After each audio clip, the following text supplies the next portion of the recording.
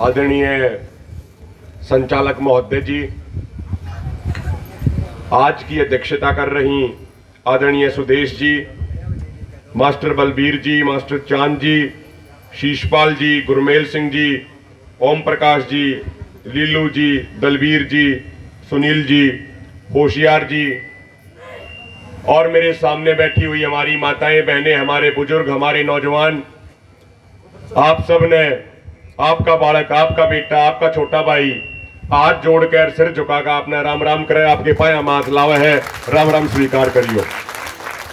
और सबसे पहले आपसे माफी मांगते हैं कि हमारा जो समय था पहुंचने का वो 1:30 बजे का था। पिछली बार भी लेट हो गए थे, लेकिन आपने पिछली बार भी हमें माफ कर दिया था, तो आज भी मैं निवेदन करूं हूं, लेट हो गए, आपके बालक है, अब की बार भी माफ कर दियो। एक बार दोनों हाथ ऊपर करके नारे लाओगे जोरदार तरीके से, फिर अपना थोड़े से समय में अपनी बात रखूंगा, क्योंकि मेरे बाद आदरणीय जगजीत सिंह डल्लेवाल जी को बोलना है, हमारे सीनियर है, हमारे मार्गदर्शक है, वो अपनी विस्तार से बात रखेंगे। तो एक बार जोरदार नारे करके अपनी बात शुरू करूंगा। किसान एकता जिंदाबाद, नारी शक्ति जिंदाबाद, मोदी सरकार मुर्दाबाद, खट्टर सरकार मुर्दाबाद, दुष्यंत चौटाला मुर्दाबाद, किसान मजदूर भाईचारा जिंदाबाद। मेरे आदरणीय बुजुर्गों, इस आंदोलन की बहुत सारी कामयाबी तो अभी हो ही चुकी है। दोनों मांग भी अभी अपनी पूरी कराएंगे, लेकिन उससे पहले ही यह आंदोलन बहुत कुछ हासिल कर चुका है। पहली बड़ी बात तो यह है कि अपने हरियाणा की महिला शक्ति, अपने हरियाणा की माताएं बहनें, जो पहले सिर्फ घर के काम तक सीमित कर रखी थी, आज हमारी माताएं बहनें शेरनी बढ़कर इस आंदोलन में भाग ले रही हैं, इन्हीं मंचों पर जब दहाड़न लग रही हैं। और अब आने वाले समय में हमारी माताएं बहनें ना सिर्फ कंधे से कंधा मिलाकर साथ चलेंगी, बल्कि हमारे पुरुष समाज से आगे बढ़ के इस आंदोलन का नेतृत्व करने का काम करेंगी। और कोई भी आंदोलन जब तक अधूरा होता है, जब तक हमारी माताएं बहनें उसमें साथ नहीं आती। 50% आबादी हमारी माताएं बहनें बनाती हैं, और हम देख रहे हैं कि हरियाणा के अंदर इस आंदोलन में हमारी ऐसी बहुत सारी हमारी महिलाएं मातृशक्ति सामने आई है, जो जब मंच पर आकर दहाड़ती हैं तो बड़े बड़े राजनेताओं के होश उड़ जाते हैं। और मैं उम्मीद करता हूं आने वाले समय में हमारी माताएं बहनें ठीक इसी तरीके से समाज का नेतृत्व करेंगी। और दूसरी बात, हमारे ये छोटे छोटे बालक बैठे हैं, आज किसी भी बच्चे से बात कर लो, पहले जब बालक अपने बड़े बुजुर्गों ने कहा करते, खिलौने मंगवाया करते, तो वे कहा करते कि पापा, दादा, मम्मी, दादी यो हेलीकॉप्टर ले आइयो या गाड़ी ले आइयो कि मैं और ले आइयो। लेकिन आज हम देखा है कि हमारे वे 5-5, 6-6 साल के छोटे छोटे बालक ना तो गाड़ियां का शौक रखते, ना वे खिलौना में हेलीकॉप्टर का, जहाज का शौक रखते, ना वे बंदूक का शौक रखते। आज उनकी जुबान पर सिर्फ एक बात है कि पापा, मम्मी, दादा, दादी, भारत जो खिलौना लाओ वो हमारे किसानों की निशानी ट्रैक्टर होना चाहिए, मैंने ट्रैक्टर खिलौने देनी चाहिए। और यह बात मैंने पहले भी आपके साथ साझा करी थी। बहुत दिन हो जाते हैं जब घर जाए ने, तो जब 1-1.5 महीने पहले घर पे गया था, वैसे तो ये हमारा सारा यो घर है, क्योंकि जो आदमी समाज के लिए काम करने के लिए निकलते हैं, उनके ऊपर ना किसी माँ बाप का हक होता, उनके ऊपर ना एक गांव का हक होता, उनके ऊपर ना एक शहर का हक होता, ना उनके ऊपर एक राज्य, एक देश का हक होता। वे नौजवान, वे बुजुर्ग जो समाज के लिए काम करने के निकलते हैं, उनके ऊपर पूरे समाज का, पूरे देश का और पूरी दुनिया का ही अधिकार होता है। तो आप सबके बीच में बैठे हूं, आप यो हमारा ही परिवार है। तो जब 6 साल का एक छोटा सा भतीजा था, वे अपने दोस्तों के लिए खेलने लग रहे थे, तो देखो हमारे बड़का के भी खेल क्यों कर बदल गए। पहला बालक खेला करते, लुकम लुकाई खेला करते, कि मैं और खेला करते।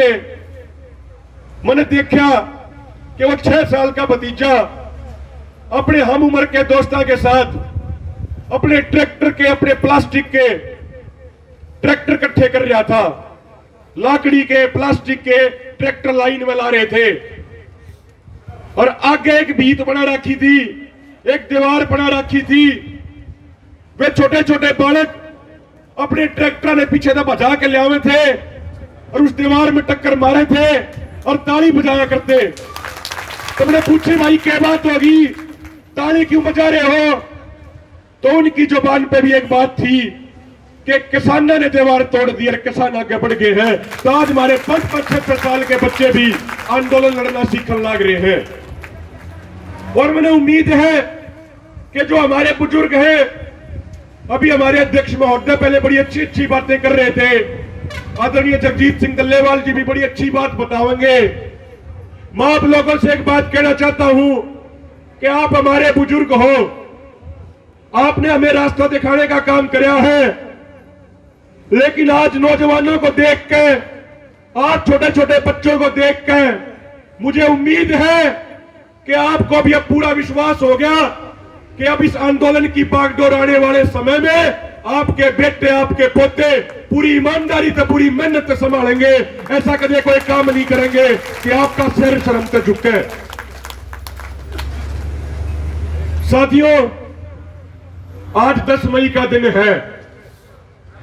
1857 में 10 मई के दिन ही गदर की शुरुआत हुई थी। वो गदर था गोरे अंग्रेजों के खिलाफ। आज जो हम लड़ाई लड़ रहे हैं काले अंग्रेजों के खिलाफ है। जिस तरीके से उस समय हमारे क्रांतिकारियों ने गोरे अंग्रेजों को हराया था और देश से भगाया था, आज हम प्रण लें कि हमारा सारा समाज मिलकर इन काले अंग्रेजों को भी हराएंगे और इनको देश से भगाएंगे। इन काले अंग्रेजों को भारत में नहीं रहने देंगे। बड़ी हैरानी होती है, बड़ा दुख होता है, यो देश का दुर्भाग्य लागे है कि पिछले 6 महीने से देश के लाखों किसान दिल्ली के बॉर्डर पे बैठे हैं। 400 किसानों की शहादत होगी, लेकिन सरकार के पास टाइम नहीं है किसानों की बात सुनने का। आज हमारे मजदूर भाई इस सरकार की लॉकडाउन की बीमारी के कारण अपना रोजगार छोड़कर अपने गांवों में जान लग रहे हैं। किसी भी बस अड्डे पर चले जाओ, किसी गांव के चौराहे पर चले जाओ, किसी शहर के चौराहे पर चले जाओ, उन मजदूरों की लाइन लग रही है। उन मजदूरों ने बेरा है कि बिहार में जाके, यूपी में जाके खाने के भी लाले पड़ जाएंगे, लेकिन इस सरकार ने ऐसे हालात पैदा कर दिए कि आज हमारे मजदूर भाई अपने काम धंधे छोड़कर अपने गांव में जाने पर उल्टे मजबूर हो रहे हैं। इस सरकार द्वारा हमारे नौजवान भाइयों के लिए रोजगार नहीं है। जब प्रधानमंत्री मोदी सत्ता में आए थे तो कहा था कि हर साल नौजवानों को 2 करोड़ रोजगार देंगे, लेकिन रोजगार देने की बात तो दूर, पिछले 50 साल के सबसे अधिक आंकड़े पर देश की बेरोजगारी दर प्रधानमंत्री मोदी ने पहुंचा दी।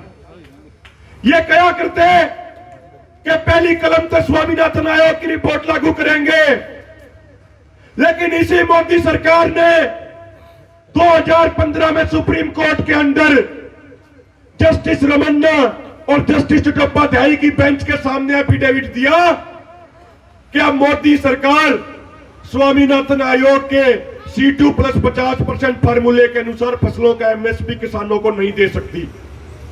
मेरे बुजुर्गों, आदरणीय डल्लेवाल जी बैठे हैं। जब सरकार के साथ 11 दौर की मीटिंग हुई, वो भी आपने बता देंगे। जब MSP की गारंटी का मुद्दा उठता था तो सरकार कहती थी कि भाई आप लोगों ने अभी जानकारी नहीं है। किसान नेताओं को कहते थे कि आप लोगों को नॉलेज नहीं है, आपको नहीं पता MSP गारंटी कानून के लिए बहुत भारी बजट चाहिएगा। वो बजट कहां से आएगा ये आप लोगों को नहीं पता। हमने उन्हें भी सरकार से एक बात कही थी कि 17 लाख करोड़ का पूरा कृषि क्षेत्र का बजट है पूरे 17 लाख करोड़ का, और उसमें तो 14 लाख करोड़ की खरीद बिक्री अभी भी होने लग रही है। यदि हमारी सरकार साल में मात्र 2.5 से 3 लाख करोड़ रुपए किसानों को दे दे तो किसानों के लिए एमएसपी गारंटी कानून बन जाएगा।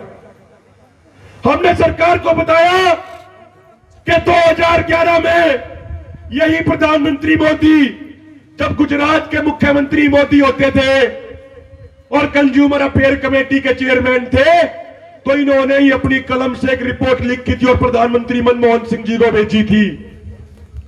उस रिपोर्ट के पॉइंट नंबर B3 में मुख्यमंत्री मोदी ने कहा था कि किसानों के लिए एमएसपी गारंटी कानून होना चाहिए। तो हम पूछना चाहते हैं नरेंद्र दामोदर दास मोदी से कि देश के किसान, देश की जनता जवाब चाहती है कि 10 साल पहले जिस एमएसपी गारंटी कानून की बात आप करते थे, आज वो एमएसपी गारंटी कानून हमारे देश के किसान मांग रहे हैं। लेकिन आपकी सरकार मीटिंग के भीतर हमने कहा है कि एमएसपी गारंटी कानून बनाना संभव नहीं है। मेरे बुजुर्गों, आपने अब बात जानकर हैरानी होगी कि आज के दिन जब देश के लोगों को ऑक्सीजन नहीं मिल रही, जब देश के लोगों को बेड अस्पताल नहीं मिल रहे, उस समय प्रधानमंत्री मोदी अपने घमंड में चूर होकर अपने लिए एक नया बंगला बनवा रहे हैं दिल्ली में। आपने बात जानकर हैरानी होगी कि ऐसे समय में इन राजनेताओं के लिए, इन सांसदों के लिए दिल्ली में एक नया संसद भवन बनने लग रहा है। उस नए संसद भवन के लिए, प्रधानमंत्री के नए बंगले के लिए हमारी सरकार 20,000 करोड़ रुपया खर्च करने लग रही है। वो 20,000 करोड़ रुपया इन राजनेताओं के बाप ने नहीं दिया था। वो 20,000 करोड़ रुपया इस देश के किसान, नौजवान, मजदूरा की खून पसीने की गाड़ी कमाई का आया था। इन राजनेताओं का पैसा नहीं है वो। मेरे बुजुर्गों, लोगों को ऑक्सीजन देने के लिए इनके पास पैसा नहीं, किसानों को एमएसपी देने के लिए इनके पास पैसा नहीं, हमारी मांगों को पूरा करने के लिए इनके पास बजट नहीं, लेकिन अपने ऐशो आराम पूरे करने के लिए, अपनी मौज पूरी करने के लिए 20,000 करोड़ रुपए का प्रधानमंत्री का बंगला और राजनेताओं के लिए संसद बनाई जाने लग रही है। मेरे बुजुर्गों, मेरी माताओं, बहनों, नौजवान साथियों, तैयार हो जाओ। ये सवाल पूछने शुरू करो कि ये 20,000 करोड़ रुपए का अनाप शनाप खर्च किसने पूछ के कराया है? ये राजनेता और अधिकारी हमारे नौकर हैं या जनता जो बैठी है इन टोलों पे, या जनता जो बॉर्डर में बैठी है? असली मालिक या है देश की, ये राजनेता और अधिकारी तो हमारे नौकर हैं। लेकिन बड़े दुख की बात है, जिस तरीके से हनुमान जी अपनी शक्ति कई बार भूल जाया करते, या हमारी भोली भाली जनता अपनी शक्ति भूल गई है। लेकिन इस आंदोलन ने इस जनता दवा शक्ति याद दिला दी है। रीब या जनता चुप नहीं बैठेगी, ये अपना एक एक हक लेकर आएगी, अपना अधिकार लेकर आएंगे। उसके लिए अपनी कुर्बानी भी देनी पड़ी तो पूरे देश का एक एक नौजवान, मजदूर, किसान अपनी कुर्बानी देने को तैयार है, लेकिन दिल्ली के बॉर्डर के पीछे नहीं हटेंगे। और एक अंतिम बात आपने कहूंगा, जब आंदोलन शुरू होया था तो अपने किसान नेताओं ने कहा था कि 6 महीने का राशन लेकर आना है। हम तो धन्यवादी हैं गुरुद्वारों के कि जड़ा अपना आंदोलन शुरू होया, उड़े अपने गुरुद्वारे लंगर लेकर पहुंच गए। हम धन्यवादी हैं अपने हरियाणा के 36 बिरादरी के भाईचारे के जड़े अपना धरना ला गया, जड़े हम बॉर्डर पर पहुंचे। ये हरियाणा, पंजाब के किसानों ने इतना राशन पानी भेज दिया कि सरकार के होश उड़ गए। तो एक बार आप सब अपने लिए जोरदार ताली बजाओ एक बार। इस 6 महीने पूरे हो गए आंदोलन के, तो मोर्चे ने एक कॉल दी है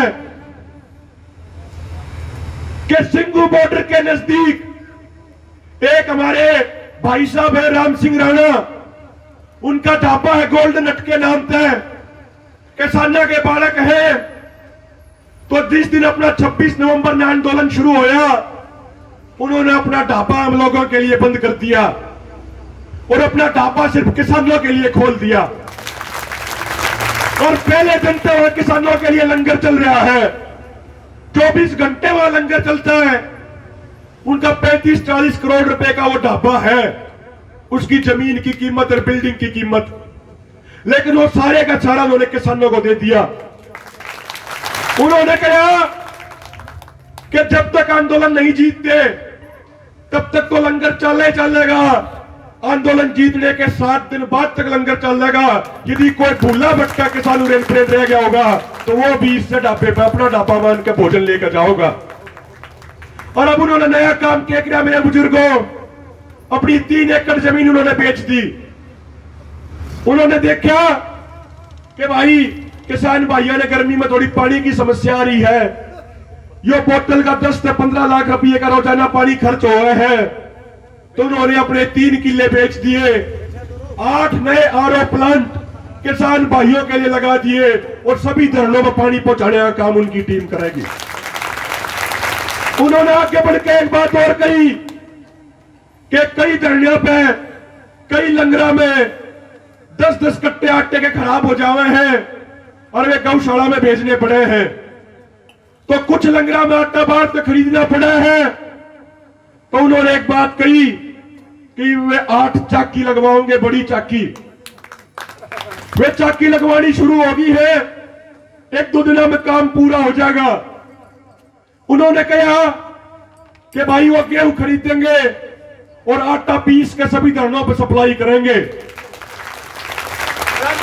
जिंदाबाद जिंदाबाद जिंदाबाद, राणा साहब जिंदाबाद जिंदाबाद जिंदाबाद। खरीदनी नहीं पड़ेगी जी, बेच देंगे। उनकी बात सुनकर अपने किसान नेताओं ने एक बात की जो अपने ताऊ जी कह रहे हैं। अपने किसान नेताओं ने उनसे एक वादा करा कि जी यदि पीसण खातर आपने गेहूं खरीदना पड़ गया तो ये हमारे खातर शर्म की बात होगी, हम गेहूं की कोई कमी नहीं होने देंगे। और हमने सारे किसानों ने कह दी, अपने गांव में थे, हर घर में थे, 5-5 किलो 10-10 किलो गेहूं इकट्ठा करो और वो राम सिंह राणा का जो गोदाम है उस गोदाम में पूरा ठोकने का काम करेंगे। ये अपने हरियाणा के, पंजाब के किसान।